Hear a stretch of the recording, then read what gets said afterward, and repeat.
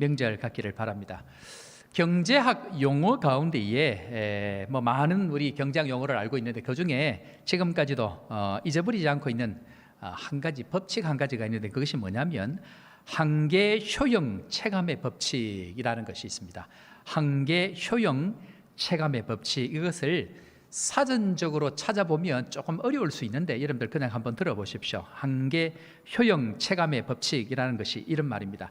일정한 기간 동안 소비되는 재화의 수량이 증가할수록 그 재화의 추가 분에서 얻는 한계 효용은 점점 줄어든다는 법칙. 이게 무슨 말인가 하면요, 겨울 내에 먹고 싶은 사과를 기다렸다가 사과 추수를 하고 난 이후에 그 사과 처음 맛을 볼 때는 그렇게 맛있을 수가 없습니다. 그런데 두 번째, 세 번째 먹는 사과, 날마다 먹는 사과는 처음 먹을 때 그 맛 그대로를 느끼지 못한다 하는 것입니다.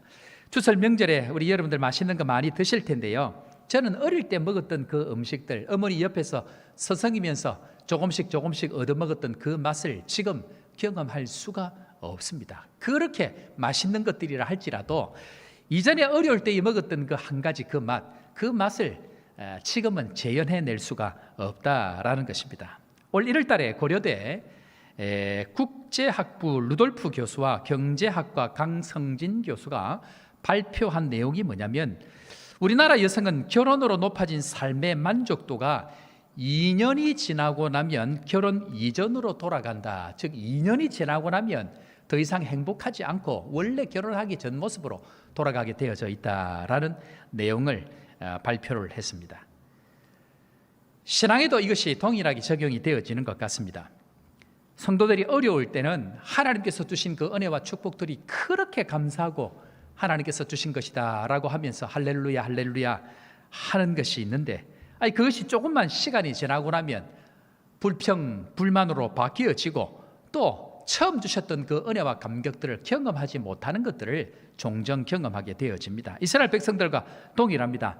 만나가 처음 하늘에서 주어질 때는 도대체 이것이 무엇인가 싶어서 그렇게 감사하고 춤을 추며 노래했는데 40년 세월 동안 날마다 그것이 되어지니까 어떻게 합니까? 고기를 내놔라, 마늘을 내놔라, 부추를 내놔라 이야기하면서 이전의 그 애굽에서의 모습들을 그리워하면서 지금의 그 축복들을 불평불만으로 바꿔가는 것, 그것이 한계 효용 체감의 법칙이다라고 생각이 되어집니다. 시간이 가면 갈수록 처음 주셨던 그 은혜와 감격이 사라지는 것, 그것은 세상과 신앙의 세계도 그렇게 다르지 않는 것 같습니다. 예수님의 나라와 권세 그리고 영광을 8장 9장에서 우리는 올 한 해 동안도 쭉 살펴보았습니다. 그런데 이 8장 9장의 결론은 이 일꾼 시리즈로 하나님의 예수 그리스도의 그 나라와 권세는 이 일꾼을 통하여서 이루어진다는 것을 보여주시면서 9장 마지막 절, 마지막 문을 닫으면서 다시 새로운 문을 열면서 이 일꾼에 대한 것으로 결론을 내어주셨습니다. 자, 9장 38절 말씀, 이 하나님의 나라와 영광에 관한 이 영광스러움은 반드시 일꾼을 통해서 나타나는 것을 보여주는데, 우리 9장 38절 첫 말씀 읽고 아멘으로 함께 화답을 하는데, 제가 좀 전에 말씀드렸던 한계 효용 체감의 법칙을 이 마음에 깔고 오늘 이 말씀을 오늘 잘 따라오셔야 됩니다. 9장 38절 말씀 우리 다 같이 읽고 아멘으로 화답합니다. 시작. 그러므로 추수하는 주인에게 청하여 추수할 일꾼들을 보내주소서 하라 하시니라. 아멘. 일꾼을 보내어 주소서 하라.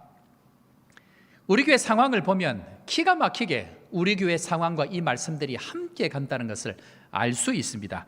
일꾼을 보내어 주소서 하라라고 문을 열고 시작했는데, 오늘 11장 오늘 내용은 이 일꾼의 기준이 무엇인지에 대해서 오늘 주님께서 말씀하고 계십니다. 일꾼을 보내어 주소서 하라라고 하는 내용은 나라와 권세는 반드시 일꾼을 통해서 이루어지는데, 이 일꾼, 지금 우리 교회는 어느 때보다 중요한 좋은 목자, 좋은 목사님을 청빙해야 되는 큰 숙제 앞에 있습니다. 이 목자를 하나님 앞에 구하고 또 초청을 해야 되는데, 어떤 목사, 어떤 목자를 초청해야 제대로 된 목자를 초청할 수 있는가 하는 것이 오늘 말씀을 통해서 우리가 한번 살펴보는데요, 사람들이 그럽니다. 서 목사님 같은 분이면 좋겠다라고 이야기하는데 착각하시면 안 됩니다. 저하고 똑같은 사람은 전 세계 어디에도 없고 여러분들과 똑같은 사람도 전 세계 어디에도 없습니다. 하나님께서 보내시는 사람이 가장 합당한 사람인 줄로 믿습니다. 그러나 중요한 것은 그에 대한 기준이 명확해야 한다는 것입니다. 그 기준이 무엇인가에 대해서 오늘 우리 한번 살펴보고 좋은 목자 얻으시는 거제 호산나 교회 되기를 주의 이름으로 축원합니다. 어떤 목자여야 하는가 하는 것인데, 자, 이것을 하기 전에 이 기준이 잘못될 때에 나타나는 현상 두 가지가 있습니다.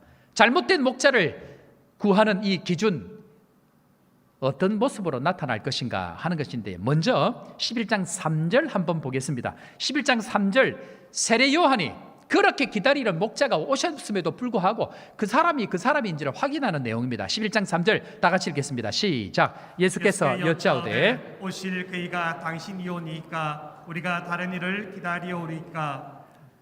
무슨 무슨 말인가 하면요, 기준이 잘못될 때에 일어나는 첫 번째가 뭐냐면, 한번 따라해 볼까요? 헷갈립니다. 헷갈리는 일이 생기는데, 세례 요한이 예수님이 오셨습니다. 그렇게 오리라 한 예수님이 오셨습니다. 그런데 아니, 오실 그이가 당신입니까? 라고 이야기하면서 기준이 명확하지 않으니까 어떻게 된다고요? 헷갈리는 일이 생깁니다. 이 사람이 이 사람 같기도 하고 저 사람이 이 사람 같기도 하고, 도대체 우리가 기다리는 목자, 우리가 바라보는 목자가 진짜 이 사람인지 헷갈리는 일들이 생긴다라는 것입니다. 두 번째는 무엇인가 하면, 기다리는 사람에 대한 기준이 잘못되면 어떤 일이 생기니까 11장 6절 한번 보겠습니다. 자, 다 같이 6절 다 같이 읽습니다. 시작. 누구든지 나로 말미암아 실족하지 아니하는 자는 복이 있도다 하시니라. 무슨 말인가 하면요, 잘못된 기준으로 나아가면 반드시 실족하는 일이 생깁니다. 자, 여기에 보니까 실족하지 아니하는 자는 어떻다고 얘기합니까? 복이 있다고 얘기합니다. 무슨 말인가 하면요, 거의 대부분의 사람들이 기준이 잘못되어져 있기 때문에 거의 대부분의 사람이 실족하게 되어져 있다라는 것입니다. 한마디로 얘기하면 실족하지 않는 것만 해도 복이 있다라고 이야기하면서 거의 대부분의 사람들이 참 목자, 진정한 목자를 구할 때에 기준이 잘못되어져서 그것 때문에 실족하는 일들이 반드시 생기는데, 실족만 안 해도 복이 있는 사람이다 라고 오늘 주님께서 이야기를 하고 있습니다.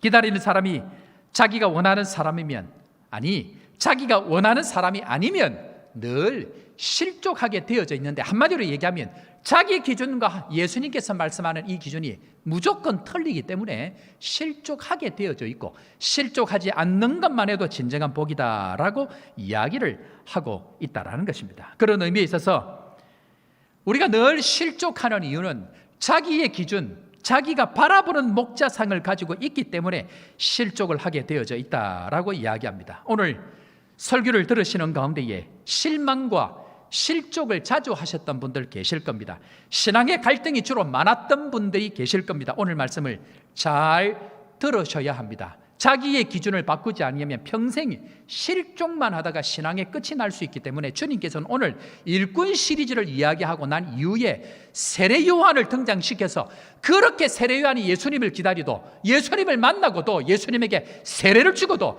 내가 당신을 기다리오리까 라고 이야기하면서 헷갈릴 뿐만 아니고 실족까지 하게 되는 이 일들, 우리에게도 동일하게 일어날 수 있기 때문에 명확한 예수님의 기준이 무엇인지를 알고 나아가야 되는 것, 오늘 주님께서 우리에게 말씀하고 계십니다. 자, 그런데 예수님께서 오늘 이 말씀, 참 목자에 대한 기준이 무엇인가를 이야기할 때 먼저 이야기하신 것이 있습니다. 지난주 설교까지 같이 나누었던 말씀인데 그것은 한번 따라하겠습니다.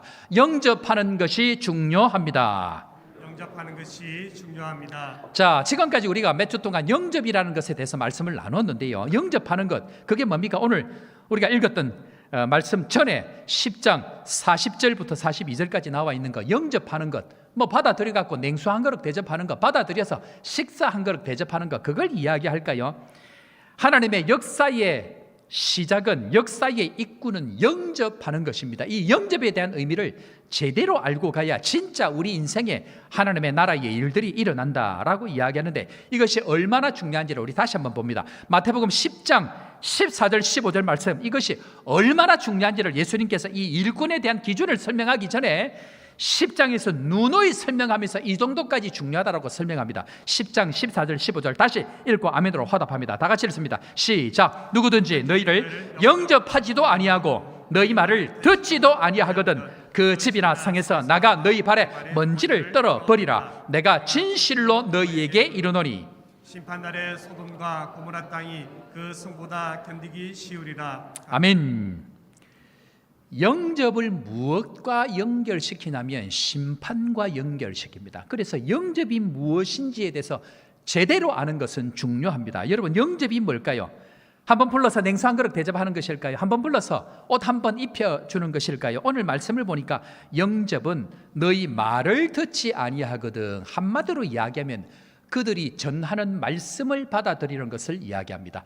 영접은 그들이 전하는 말씀을 믿음으로 받아들이는 것, 그것을 영접이다라고 이야기합니다. 만약에 이 말씀을 믿지 아니하거나 이 말씀을 받아들이지 않을 때는 무엇보다 더 심하다고요? 소돔과 고모라보다 더 심한 심판이 있을 것이다. 누구 이야기입니까? 예수님의 이야기입니다. 그런 의미에 있어서 이 영접하는 것은 어디까지 이어지냐면 심판까지 이어집니다. 그런데 마태복음 10장 42절, 그래서 다시 한번 얘기합니다. 영접할 때에 하는 그 작은 행동 하나는 너무나 중요하다라고 설명하고 있는 것이 10장 42절, 우리 지난주 했던 말씀 다시 한번 읽고 아멘으로 화답합니다. 10장 42절 다 같이 읽습니다. 시작. 또 누구든지 제자의 이름으로 이 작은 자 중 하나에게 냉수 한 그릇이라도 주는 자는 내가 진실로 너에게 이르노니 그 사람이 결단코 상을 잃지 아니하리라 하시니라. 아멘. 우리 사랑하는 성도들, 영접 잘하면 무엇을 잃지 않는다고요? 상을 잃지 아니한다. 상 받는 여러분들 되기를 주 이름으로 축원합니다. 하나님이 영접이 얼마나 중요하면 심판을 이야기합니다. 영접이 얼마나 중요하면 상까지 걸면서 주님 이야기합니다. 자, 그런데 이 영접이 어디까지 연결되냐면 오늘 이 10장의 이야기는 마태복음 25장에까지 연결이 되어집니다. 그리고 양과 염소를 나눌 때에, 양과 염소, 의인과 악인을 나눌 때에 그 기준이 뭐냐면 영접입니다. 그래서 이 영접은 양과 염소를 나누는 하나님 나라가 결정이 되어지는 것까지 기준이 되어지는데, 한번 따라 해볼까? 이 영접이 얼마나 중요한지. 영접은 영원까지 이어집니다. 영접은 영원까지 이어집니다. 다시 합니다. 영접에서 영원까지. 영접에서 영원까지. 예수님께서 지금 8장 9장에 하나님 나라를 이야기를 하시면서 일꾼에 대한 이야기, 그리고 이 일꾼은 이 소자라는 이야기와 함께 영접은 심판 그리고 영원까지 이어질 만큼 영접은 중요하다는 이야기를 누누이 하고 있습니다. 왜 그럴까요? 예수님을 대신하는 것이 일꾼이기 때문에 그러합니다. 한국교회가 언제부터 몰락을 했는가, 몰락하기 시작했는가? 그것은 목사를 우습게 여길 때부터 몰락하기 시작했습니다. 복음 전하는 사람들의 말씀을 우습게 여길 때부터 한국교회는 내리막길을 가기 시작을 합니다. 이것이 바뀌어지지 아니하면 성경 말씀대로 결단코 상을 얻지를 못합니다. 목사 욕을 밥반찬으로 삼을 때부터 교회는 성령의 역사가 사라지기 시작합니다. 목사를 안주거리로 삼을 그때부터 가정의 자녀들이 듣고 교회에 대한 잘못된 인식 때문에 그 자녀들이 하나님을 떠나게 되어집니다. 그래서 다음 세대가 사라지게 되어져 있습니다. 부모가 서로 싸우면 아이들은 집에 들어오기를 싫어합니다. 목사를 욕하고 교회를 욕하는 그 이야기를 듣는 그 아이들은 결국 복음의 대가 끊어지는 가정이 되어져 버리고 교회에 다음 세대가 오지 않는 일들이 생기게 되어져 있습니다. 이유가 뭘까요? 대부분 교회는 영접하는 것처럼 흉내는 내지만 시간이 지나면 전부 다 자기 기준이 있기 때문에 목사의 말씀을 하나님의 말씀으로 듣지 않습니다. 목사가 전하는 이야기로 듣습니다. 목사의 생각으로 듣습니다. 그래서 하나님의 은혜로 나타날 그 시기에 사람들의 기준, 사람들의 생각으로 전부 다 깔려져 있기 때문에 진정한 하나님의 은혜를 경험할 수가 없어서 주님은 그 자리를 떠나라 라고 이야기를 하고 있다는 것입니다. 물론 목사의 실수가 있고 목사가 틀린 것이 있을 수 있습니다. 그런데 그 사람은 반드시 성령께서 그 길을 바꾸십니다. 사도 바울이 아시아로 복음을 전하려고 할 그때에 주의 성령께서 막으셔서 유럽으로 복음을 바꾸어서 전할 수 있도록 성령의 강권적인 역사, 그 역사를 믿어갈 때에 성령께서 그 교회를, 역사의 흐름을 바꾸어 간다는 것을 믿어야 합니다. 문제는 성도의 자세, 말씀 전하는 자의 자세, 일꾼을 대하는 그 자세가 어떠냐에 따라서 그 교회의 10년, 20년, 아니 3대가 결정이 되어지는 일이 생기기 때문에 이 영접은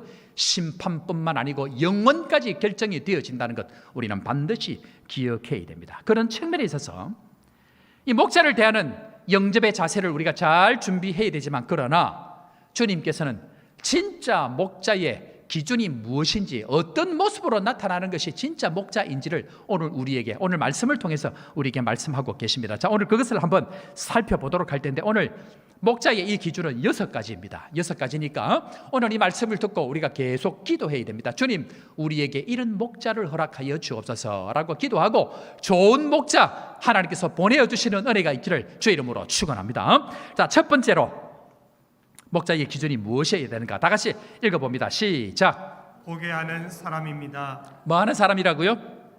보게 하는 사람입니다. 여러분들, 지금부터 나오는 이 기준은 한 번도 교회들마다 가지고 있는 청빙 기준에 없는 기준입니다. 그런데 주님께서 반드시 맞이해야 될 참 목자의 기준이 무엇인지를 주님께서 친히 세례 요한에게 그리고 제자들에게 설명한 내용이기 때문에 오늘 이 말씀은 너무나 중요한 내용입니다. 반드시 기억하고 오늘 이 내용들을 기도해야 됩니다. 11장 5절 말씀 우리 다 같이 읽고 힘차게 다시 한번 그 다음 말씀 보도록 하겠습니다. 다 같이 읽습니다. 시작. 맹인이 보며 까지만 보겠습니다. 맹인이 뭐하며? 보며. 예수님께서 세례 요한이 예수님, 당신이 진짜 그 메시아입니까? 우리가 기다려야 되는 사람이 바로 당신 맞습니까? 라고 이야기할 때 예수님께서 내놓았던 6가지 기준입니다.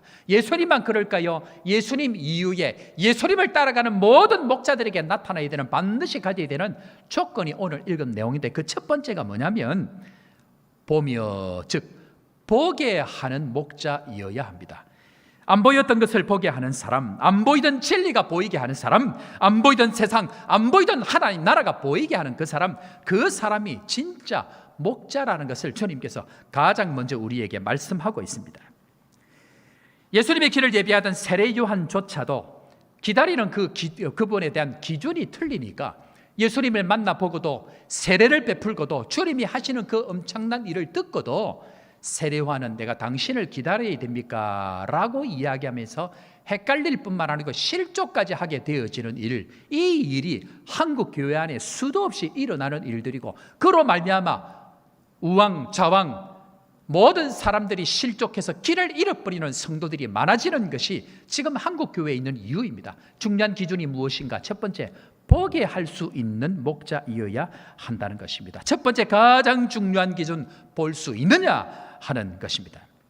그런 측면에 있어서 이 성경을 보면요, 눈이 가려진 것이 죄를 지은 인간의 가장 중요한 증상이다라고 이야기를 하면서 창세기 3장 7절에 그 내용이 나와 있습니다. 아담과 하와가 선악과를 먹고 난 이후에 가장 먼저 나타난 일이 무엇입니까? 눈이 밝아졌다라고 이야기합니다. 그럼 이것이 진짜 하나님께서 봐야 될 눈 뜨는 그 일인가? 그렇지 않습니다. 이것이 무엇인지를 한번 보겠습니다. 창세기 3장 7절에 나와 있는 눈이 밝아진다는 것이 무엇인지 한번 우리 다 같이 한번 읽고 다시 한번 살펴보겠습니다. 창세기 3장 7절 다 같이 시작. 이에 그들의 눈이 밝아져 자기들이 벗은 줄을 알고 무화과 나무 잎을 엮어 치마로 삼았더라. 여러분, 눈이 밝아지는 것을 조심해야 됩니다. 뭐에 대해서 눈이 밝아지는 것일까요? 여기서 이야기하는 눈이 밝아진다고 하는 것은 죄의 대가로 말미암아 깨닫게 되어지는 수치와 부끄러움을 이야기합니다. 눈이 밝아졌다, 이 말은 눈이 밝아지고 나서 자기의 벗은 것을 깨닫게 되어졌다. 한마디로 얘기하면 전에 깨닫지 못했던 수치와 부끄러움을 깨닫게 되어졌다, 이 말입니다. 사람들이 하는 모든 행동들은 뭐 하는 일들인가? 수치와 부끄러움을 가리려고 하는 것입니다. 여러분들 왜 돈 버십니까? 그 돈 벌어서 남들에게 좀 더 그럴듯하게 보이기 위해서. 왜 높은 자리에 앉으려고 할까요? 그럴듯하게 보여서 자기의 허물들을 가리기 위해서입니다. 그리고 왜 다른 사람을 끊임없이 비판하고 비평하고 불평할까요? 왜냐하면 다른 사람이 틀려야 자기 것이 맞다라는 것이 증명이 되어지기 때문에 끊임없이 잘못된 것을 덜쳐내는 이유, 그것은 눈이 떠진 것, 다른 사람보다 더 많이 눈이 떠진 것, 수치와 부끄러움에 대해서 더 많이 깨닫는 사람일수록 더 많은 가릴 수 있는 것을 가리는 것, 바로 그것이 무화과 나무로 사람들이 가리는 인류의 지금까지 해온 행동이다라고 이야기합니다.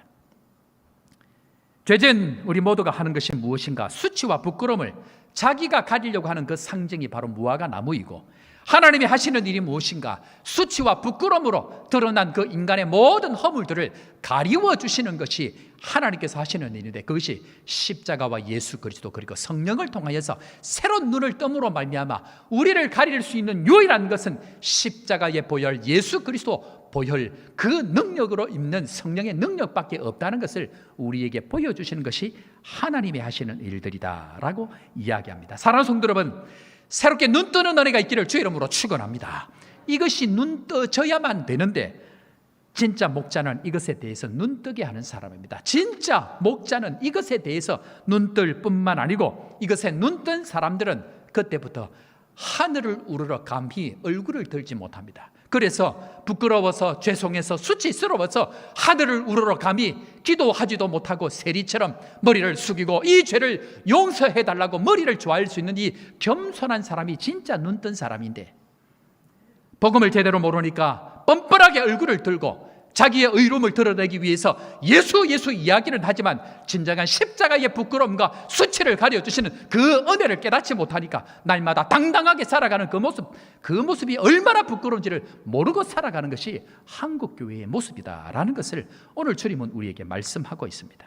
사랑하는 성도 여러분, 진정으로 눈뜬 사람, 복음 안에서 눈뜬 사람, 수치와 부끄러움을 예수 그리스도로 가리워준 사람은 하나님 앞에 겸손하게 머리 숙이는 사람, 엎드려 기도하는 사람, 그 일을 하나님 앞에 간구하고 이 일에 눈뜨게 해달라고 좋은 목자를 보내어달라고 기도할 수 있는 사람이 진짜 하나님 앞에서 참 목자를 알고 있는 사람이다 라고 이야기합니다.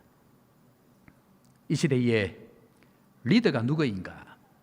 남들이 보지 못하는 이 하나님의 은혜를 깨닫게 하고, 남들이 보지 못하는 자신의 수치와 부끄러움이 있다 할지라도 그것을 가릴 수 있는 예수 그리스도의 보혈과 능력의 말씀을 통하여서 다시 한번 진정한 복음의 은혜를 경험하게 할 수 있는 그 사람이 리더이기 때문에 하나님 앞에 기도할 때 무엇을 기도해야 됩니까? 주여 보게 하는 목자를 허락하여 주옵소서 기도하시고, 기도대로 응답받는 믿음의 종들 되기를 주 이름으로 축원합니다. 두 번째로 목자의 기준이 무엇인가? 우리 다 같이 한번 읽어보겠습니다. 시작. 못 걷던 사람을 걷게 하는 사람입니다. 어떤 사람이라고요? 못 걷던 사람을 걷게 하는 사람입니다. 자, 마태복음 11장 5절 우리 다시 한번 읽어보도록 하겠습니다. 11장 5절 시작. 맹인이 보며 못 걷는 사람이 걸으며, 못 걷는 사람이 어떻게 된다고요? 못 걷는 사람이 걷게 되는 일이 참 목자가 올 때에 일어나는 일들입니다. 왜 못 걷습니까? 보지를 못하니 걷지를 못합니다.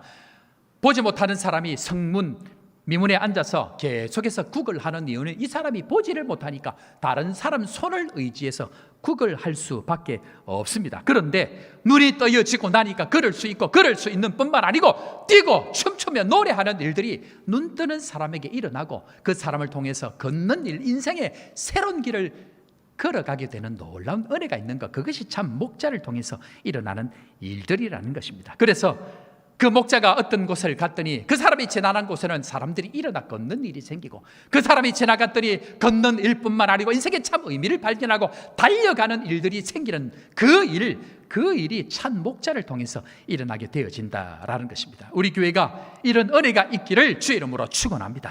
그런데 이 사람이 가는 곳곳마다 주저앉아 있고, 이 사람이 가는 곳곳마다 더 잡아떨려 뿌리고, 이 사람이 가는 곳곳마다 모든 사람들이 아무것도 안 하고 국을만 하고 아무것도 못하고 앉아만 있다고 하면 그 사람은 참 목자가 아니다라고 이야기를 합니다.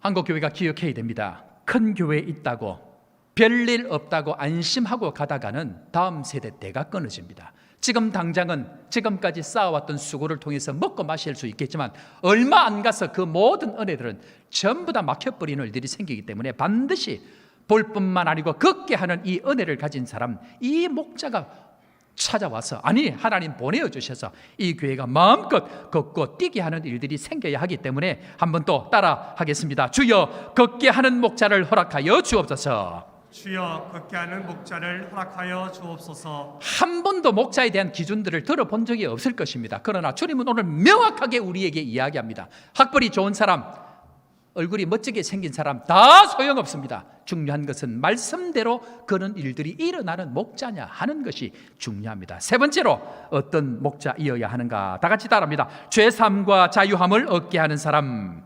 제3과 자유함을 얻게 하는 사람. 오늘 이 6가지는 여러분들 가슴속에 깊이 새기고 끊임없이 리더들을 위해서 기도해야 됩니다. 자, 마태복음 11장 5절 말씀 우리 다시 한 번 더 계속 읽습니다. 자, 시작. 맹인이 보며 못 걷는 사람이 걸으며 나병 환자가 깨끗함을 받으며. 나병 환자가 어떻게 된다고요? 깨끗함을 받으며. 즉 한마디로 나병은 절대로 고치지 못하는 사람, 이스라엘에게 있어서 죄를 지음으로 말미암아 그 결과로 병을 얻은 것이 나병 환자들입니다. 그런데 목자가 와서 하는 일이 무엇인가? 하는 일은 죄 사함을 선포하는 것입니다. 예수 그리스도로 말미암아 너의 죄 사함을 받았느니라. 예수 그리스도의 이름으로 깨끗하게 될지어다 선언하고 선포할 수 있는 목자, 믿음에 대한 확신이 있고 예수 그리스도의 보혈에 대한 능력을 믿는 그 목자가 찾아와서 그 목자를 통하여서 믿음의 선포를 통해서 참 자유함과 죄사함의 은혜를 경험하게 하는 목자, 그 목자가 우리 교회에 올 수 있도록 기도하는 여러분들 되기를 주 이름으로 축원합니다. 목사가 왜 이런 선포를 못하는지 아십니까? 본인 스스로 예수 그리스도의 이름의 능력을 경험하지 못하고 이것을 믿지 못하면 선포하지 못합니다. 본인 스스로 예수 그리스도에 대한 보혈의 능력을 경험한 사람만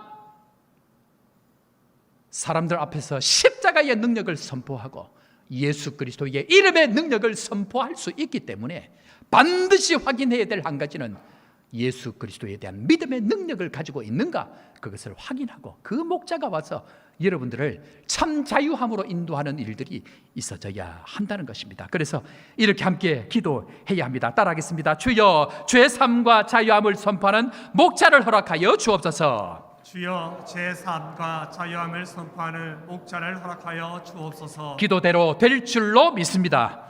네 번째, 따라하겠습니다. 들리게 하는 사람. 들리게 하는 사람.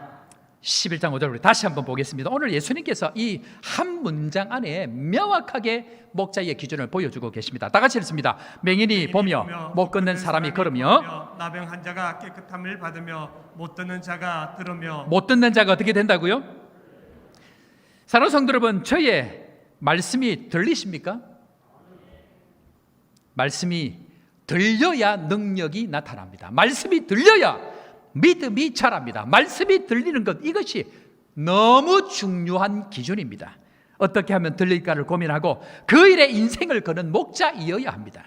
성경이 뭐라고 하는지 안 들린다고 하면 결단코 하나님의 일은 거기서 일어날 수가 없다는 것을 설명을 합니다. 그런 의미에 있어서 많이 배운다고 들리게 할까요? 인물이 좋다고 들리게 할까요? 결단코 그렇지 않습니다. 하나님의 그 음성을 받아서 그 음성을 듣고 그 음성을 어떻게 하면 양들에게 전해줄까를 목숨을 다해서 걸고 그 일에 인생을 거는 목자, 그 목자가 음성을 들리게 하는, 하나님의 말씀이 들리게 하는 목자입니다. 며칠 전에 선교사님 한 분이 전화가 왔습니다.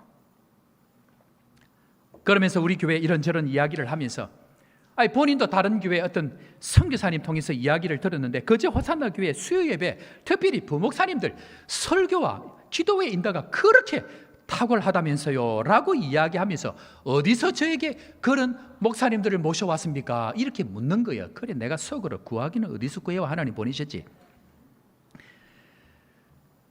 저는 우리 목사님들 지금까지 제가 목회하면서 오전에는 목사님들 방에도 안 들어갑니다. 가능하면 연락도 안 합니다. 왜 그럴까요?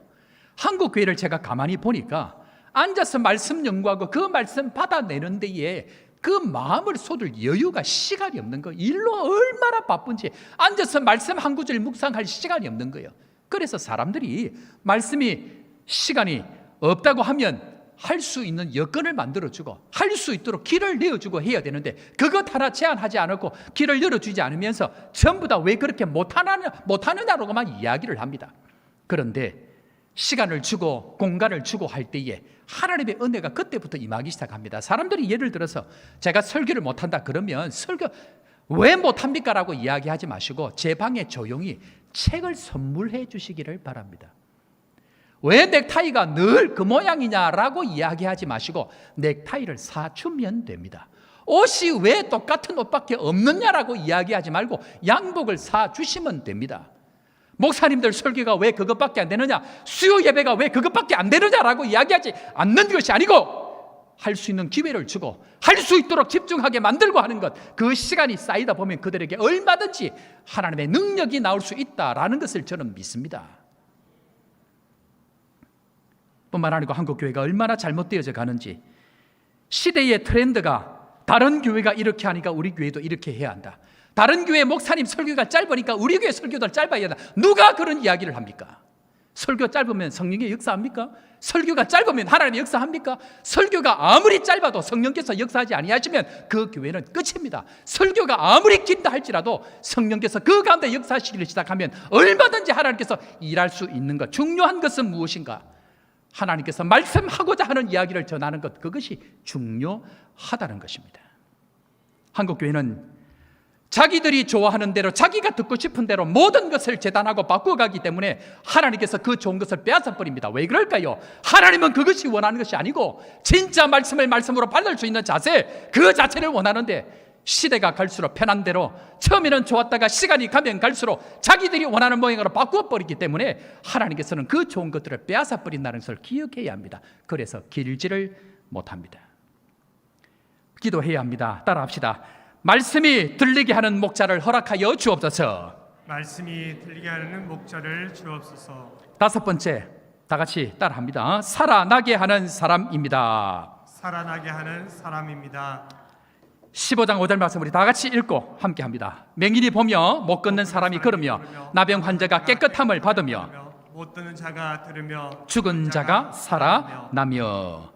그 사람이 지나가는 곳에는 반드시 살아나는 일이 있어야 합니다. 죽어가는 사람이 살아나고 죽었던 영혼들이 살아나는 역사, 그 사람이 지나가는 곳에는 반드시 이 일들이 있는지를 확인해야 합니다.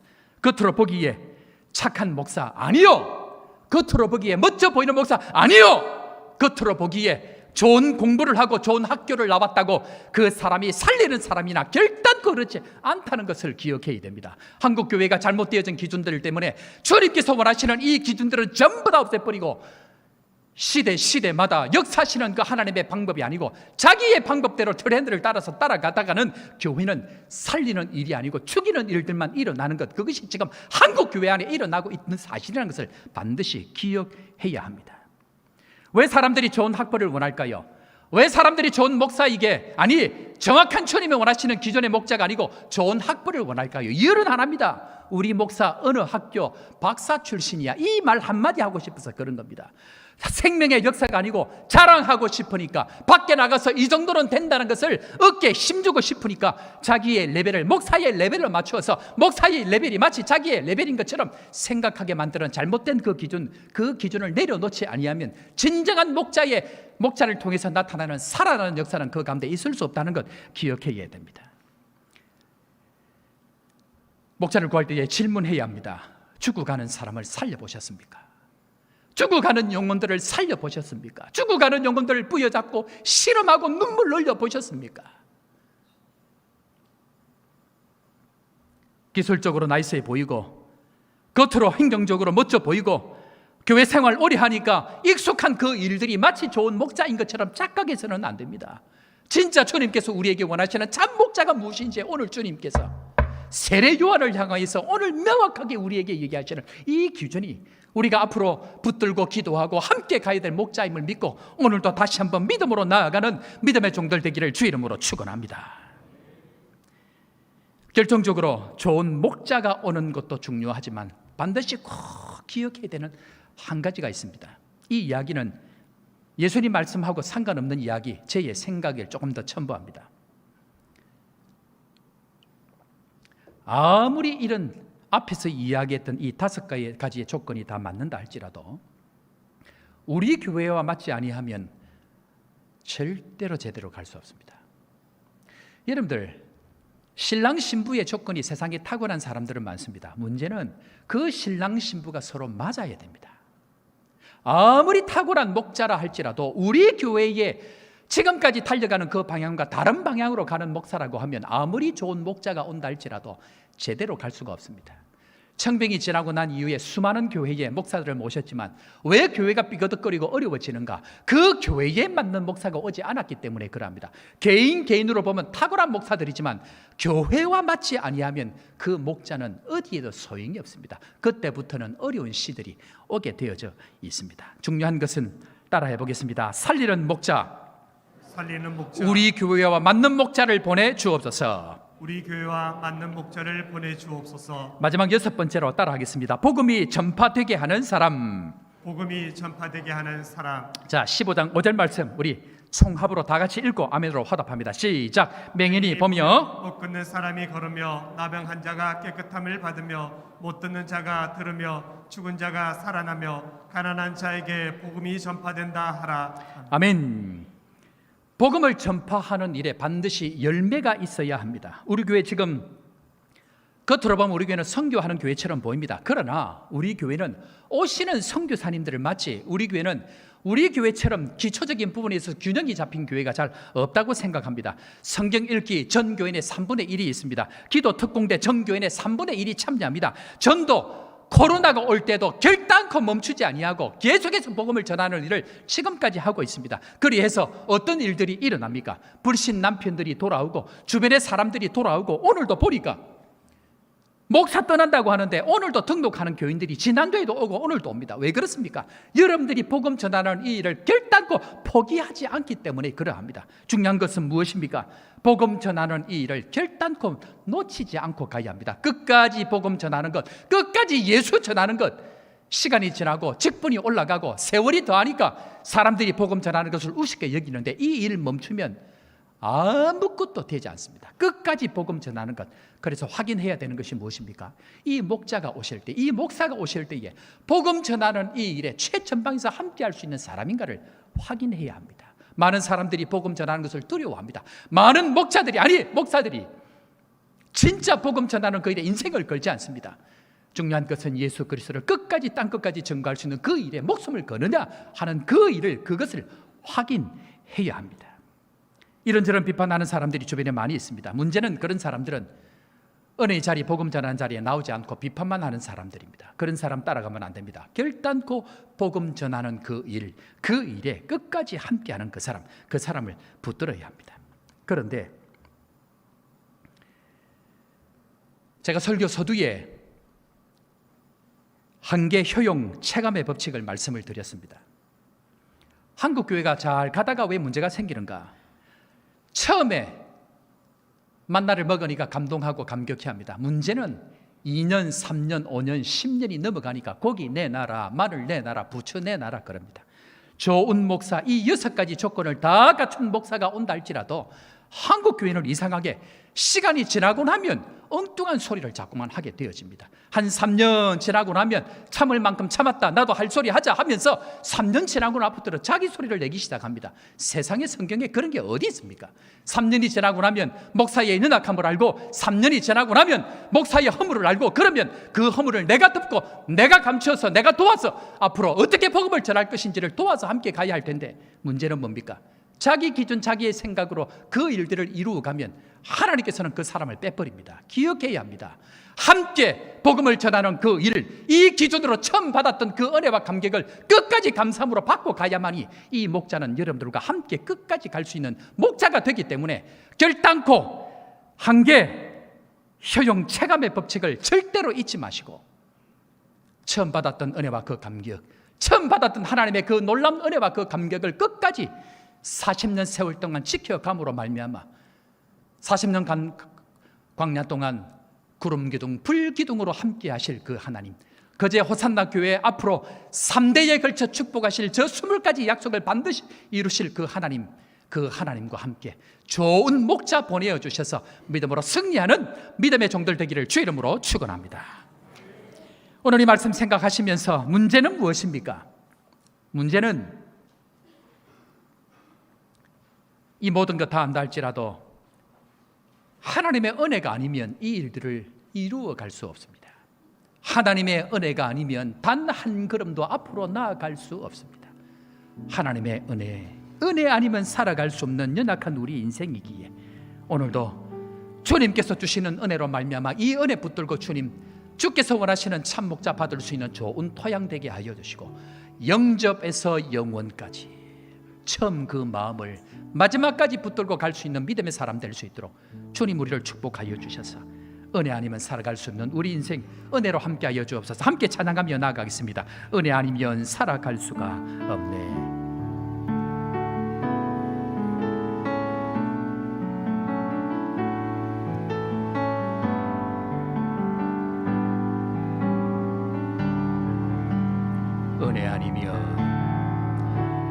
은혜 아니면 살아갈 수가 없네. 호흡마저도 다 주의 것이니 세상 평안과 위로 내게 없어도 예수 오직 예수뿐이네. 은혜 아니면 살아갈 수가 없네. 호흡마저도 다 주의 것이니 세상 평안과 위로 내게 없어 예수 오직 예수뿐이네. 크신 계획 다 볼 수 없고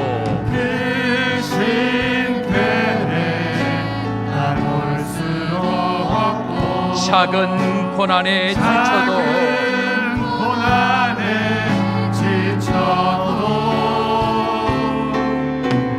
주께 묻기 나의 모든 삶 버티고 견디게 하시네.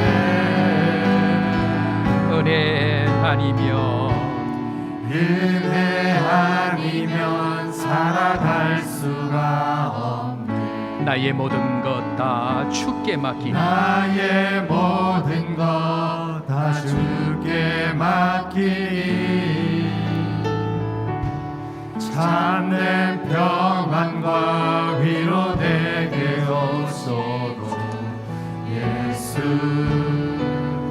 오직 예수뿐이네. 하늘에서 만나가 내릴 때 처음 그 만나를 먹을 때 얼마나 감격하고 얼마나 하나님을 찬양했는지 모릅니다. 하루가 가고 1년이 가고 3년이 가고 10년이 가며 처음 그 은혜와 감격은 어디에 갔는지 예수님이 주시는 기준과 예수님이 보내시는 일꾼이 아니고 내가 세운 기준, 내가 바라는 사람들을 늘 바래왔기 때문에 우리는 늘 실족하고 넘어지고 이 사람이 그 사람인지 헷갈리고 방황의 세월들을 오랜 동안 살아왔습니다. 욕심이 더한 곳에 죄가 더하고 죄가 더한 곳에 사망으로 우리에게 찾아볼 수밖에 없는 것이 죄인데 우리 세포 깊이 박혀있는 비교에 대한 이 잘못된 죄악들을 예수 그리스도의 십자가 앞에 다 내려놓을 수 있도록 은혜를 더하여 주옵소서. 하나님, 그저 호산나 교회 지금까지 하나님의 놀라운 축복의 은혜로 함께하신 주님을 찬양합니다. 다른 은혜 구하지 않게 하시고 다른 복음 구하지 않게 하시고 말씀대로만 살아가는 저희 교회, 저희 성도들 되게 하여 주옵소서. 오늘도 말씀대로 가면 얼마든지 될 수 있다는 것 다시 한번 소망합니다. 다시 한번 주님, 오늘도 우리에게 기준을 주셨사오니 다른 것 구하지 아니하고 처음 그 사랑, 처음 그 은혜 구하고 오직 말씀대로만 가는 저희들 되게 하여 주옵소서. 허물 많은 저희들 불쌍히 여기시고 연약한 목자를 세워서 따라온 주의 종들 불쌍히 여기시고 허물 많은 목자를 통하여서 받은 상처들 주님께서 다 씻으시고 좋은 목자 오셔서 다시 한번 참 가나안의 은혜를 누릴 수 있도록 축복하여 주옵소서. 오늘도 말씀을 주셨사오니 말씀대로만 가게 하시고 우리의 생각, 우리의 마음 다 내려놓고 오로지 이 교회를 이끈 것은 예수 그리스도 우리의 주님인 것 믿음으로 고백하고 믿음으로 달려가는 우리 모든 성도들 되게 하여 주옵소서. 지금까지도 변함없는 은혜로 함께하신 주님께서 한 사람도 낙오하지 않게 주님 축복하여 주시고 모든 성도들 한 마음으로 새 목사님 모시고 새롭게 믿음의 길들을 걸어가서 시대 앞에 민족 앞에 쓰임받는 복된 교회 될 수 있도록 주께서 은혜를 더하여 주옵소서. 오늘도 말씀대로 기도대로 되게 하여 주실 주님 찬양합니다. 주님 여전히 우리의 주님이시고 주님 여전히 우리의 구주시고 주님 여전히 우리와 함께 계심을 믿사오니 믿음대로 되게 하실 주님 찬양하옵고 구주 예수님의 이름으로 기도합니다. 아멘. 주 예수 그리스도의 크신 은혜와 하나님 아버지의 무한하신 사랑과 성령 하나님의 위로교통 충만케 하시는 역사가 오늘도 오직 주 예수 그리스도가 참 목자 되심을 붙들고 그 기준에 맞춰서 하나님 앞에 기도하며 나아가기를 다짐하는 사랑하는 모든 주의 백성들 머리 위에와 땅끝까지 복음 전하며 선교하는 선교사님들의 가정과 사이 위에 지금부터 영원토록 함께 있을지어다. 아멘. 주님 함께 하시고 오늘도 믿음으로 나아가는 저희들 되게 하시고 놀라운 성령의 은혜와 역사를 경험하는 교회 될 수 있도록 축복하여 주옵소서. 지금까지도 함께 하신 주님께서 앞으로도 놀라운 은혜와 사랑으로 함께 하시고 주의 역사를 체험할 뿐만 아니고 이 여사까지 기준으로 하나님의 놀라운 목자를 만나 믿음으로 영광 돌리는 저희 모두가 될 수 있도록 주님 인도하여 주옵소서. 주님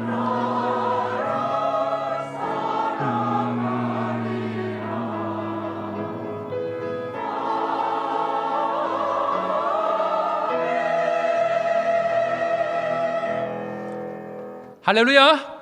자, 우리 이렇게 인사합시다. 좋은 목자를 허락하여 주옵소서. 기도대로 강구대로 주님 되실 줄로 믿고 여러분들 기도하셔야 됩니다. 제일 중요할 때입니다. 결정 한 번이 3대를 결정합니다. 그래서 열심히 기도하시고 주의 은혜를 구하는 우리 모두가 되기를 바랍니다. 교회 소식 전합니다. 추석 연휴 관계로 금요일부터 월요일까지 새벽 기도는 개인 기도로 전환합니다. 여러분들 함께 하시고 기도 생활 여러분들 놓치지 않도록 함께 해주시길 바랍니다. 다음 주 헌신 예배 5, 6 여전도회 헌신 예배를 드리는가 기도로 준비하시고 정은선 목사님 코로나 오기 전에 저희들 초청을 하고 준비를 했는데 코로나 때문에 못 모셔서 이번에 모시게 되어졌습니다. 여러분들 오셔서 또 은혜 받는 시간 될 수 있도록 잘 준비해 주시길 바랍니다. 예배 후에 재직해 모이도록 하겠습니다. 감사온 축제 이번 주 감사구역 및 전도 5구역 15구역 이남 5여 여러분들 여러 가지로 분주한 마음들이 있지만 그러나 교회에서 진행하고 있는 모든 프로그램들이 함께 해야 은혜가 지속이 됩니다. 그래서 여러분들 함께 해주시길 바라고 삼천 감사운동 감사 댓글 달기 또 빨간 우체통 감사 편지 쓰기 각 구역장 권찰에게 감사의 편지 쓰는 주간입니다. 그래서 구역장들 또 권찰에게 감사의 마음을 꼭 전할 수 있도록 여러분들 함께 하시고 다윗 요나단 감사짝 전도회별로 짝 만들어서 미션 실행하고 또 감사짝 행사 진행하시기를 부탁을 드립니다. 요절 복통 성경 암송대회 로마서 8장 진행하니까 여러분들 미리 준비하셔서 또 은혜의 시간 되기를 바랍니다. 다시 믿음으로 3구역 13구역 진행하고 있으니까 다 오셔서 또 은혜의 시간 되기를 바랍니다. 소식 전합니다. 우리 문순남 권사님 발목 수술 넘어져서 발목 수술해서 지금 병원에 계십니다. 여러분들 어려운 때에 격려해 주시고 또 마음이 외롭지 않도록 여러분들 함께 해주시길 바랍니다. 이정림 성도 마운드 성도 진미 숯불 닭갈비 이룬면 지세포에 오픈을 하고 지금 진행하고 있는데 개업 예배 9월 14일 날 오전 11시 예배를 드립니다. 이왕이면 진미 숯불 닭갈비 여러분들 기억하시고 또 성도들의 사업들을 여러분들 많이 이용해 주시기를 부탁을 드립니다. 순회전도 훈련학교 우리 박봉남 장로님 진행하시는데 이번에는 거제 화평교에서 진행을 합니다. 그래서 여러분들 참여하시고 신청하실 분들 복음 전하는 일에 함께 해주시기를 부탁을 드립니다. 자, 오늘 우리 등록하신 분 계시는데요. 소개하고 또 인사하고 축복하는 시간 가지도록 하겠습니다. 우리 배현정 집사님 인도하여 주셨는데 김서운, 김성문이죠. 예, 두 분 오셨는데 앞으로 한번 나오실까요? 예, 앞으로 나와서 우리 축복하겠습니다. 예, 잠깐 앞으로 나오시면 좋을 것 같습니다. 예, 그리고 우리 김진영, 오영선 선교사님 혹시 오셨나요? 예, 한번 잠깐 한번 일어서 주시고 우리 오영선 선교사님 건강 검진차 또 여러 가지 일정 때문에 또 나오시고 우리 계속 오랫동안 기도하고 건강이 회복되셔서 선교지 들어가셨다가 또 선교지에서 잠깐 나오셨습니다. 경지해 주시고 김소리 선교사님 혹시 계십니까? 네, 아까 김소리 선교사님, 김소리 선교사님도 아픈 가운데에 저희 교회 기도하고 은혜 가운데 잘 회복하고 선교지에 가셨다가 나오셔서 다시 검사를 했는데 이상이 없으시답니다. 얼마나 감사한지 여러분들 계속 기도해 주시고 기도의 능력이 큽니다. 그래서 여러분들 함께 해 주시길 부탁을 드립니다. 자, 우리 이 시간 찬양팀 나오셔서 우리 함께 축복하고 하겠습니다. 예, 광고가 올라왔는데 오늘 점심 식사는 없습니다라고 광고가 올라왔는데요. 명절이라고 아마 준비하시는 분들이 아마 어려움이 있었던 것 같습니다. 참고하시고 해야 될 것 같습니다. 저도 방금 알았네요. 자, 축복하겠습니다.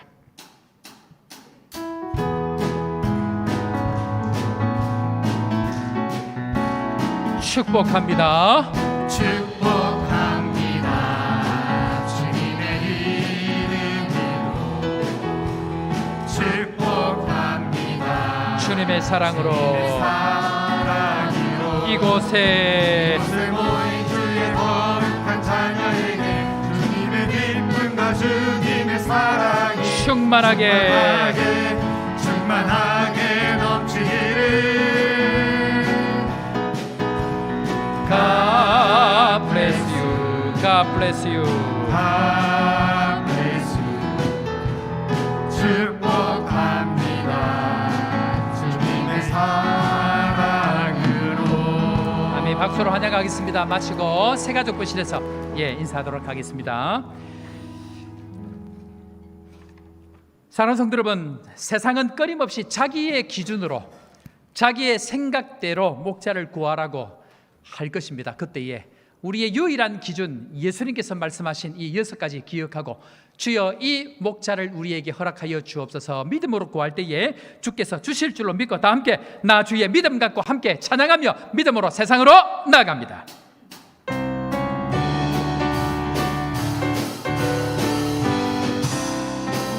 나 주의 믿음 갖고 홀로 걸어도 나 주의 믿음 갖고 노래 부르네. 폭풍 구름 몰아치고 하늘 덮어도 나 주의 믿음 갖고 주의 믿음 갖고 실망치 않네. 주는 내 친구 진실한 친구 세상 끝까지 주를 믿으리. 주께서 나의 길을 인도하시니 나 주를 따라가리 언제까지나